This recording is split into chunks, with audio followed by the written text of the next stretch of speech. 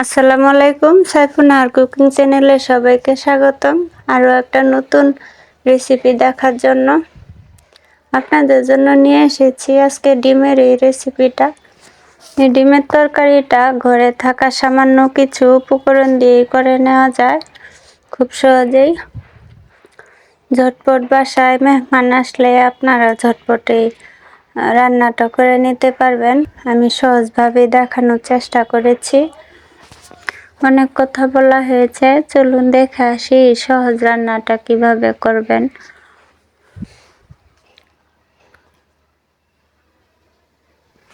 চলে যাই আমার রান্নাঘরে। প্রথমে আমি ডিমটাকে সিদ্ধ করে ছিলে একটু লবণ আর হলুদ মাখিয়ে তেলে ভেজে নিলাম।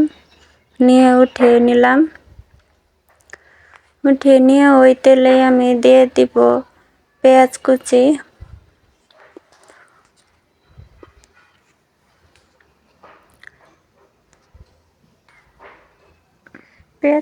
দিয়ে দিলাম হাফ কাপের মতো। দিয়ে পেঁয়াজ কুচিটাকে আমি ভালো করে ভেজে নেব একটু নরম হয়ে আসা পর্যন্ত। এখন দিয়ে দিলাম তেজপাতা একটি মাঝখান থেকে চিড়ে, আর দিয়ে দিলাম সরিষা বাটা। ডিমটা সরিষা বাটা দিয়ে করব, এর জন্য সরিষা বাটাই লাগবে। সরিষা বাটাটা ভালো করে তেলে একটু ভেজে নিতে হবে যাতে সরিষার কাঁচা গন্ধটা চলে যায়। এখন দিয়ে দিলাম হাফ চামচ হলুদ আর স্বাদ মতো লবণ, হাফ চামচ মরিচের গুঁড়া আর সামান্য ধনিয়ার গুঁড়া আর সামান্য জিরার গুঁড়া দিয়ে আমি ওই সরিষা বাটিটা ধুয়ে একটু পানি দিয়ে দিলাম। দিয়ে মশলাটাকে ভালো করে কষিয়ে নিব। কষিয়ে নেওয়া হয়ে গেলে দিয়ে দিলাম এখন ডিম দিয়ে একটু মশলার সাথে একটু মিশিয়ে দিয়ে দিতে হবে পানি।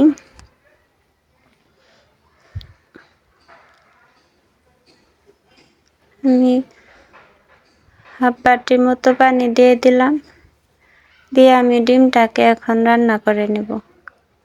পানিটা শুকিয়ে আসা পর্যন্ত ঢাকনা দিয়ে ঢেকে রান্না করে নেব। মাঝখানে আবার একটু ঢাকনা খুলে নেড়ে নিতে হবে, না হলে তলায় লেগে যাবে।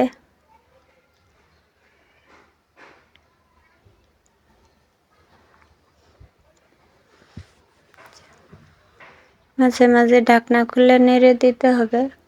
আমার রান্নাটা প্রায় হয়ে গেছে।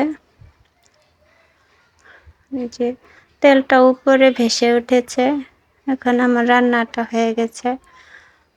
আর হ্যাঁ, আমার চ্যানেলে যারা নতুন এসেছেন আমার চ্যানেলকে সাবস্ক্রাইব করে লাইক কমেন্ট শেয়ার করবেন।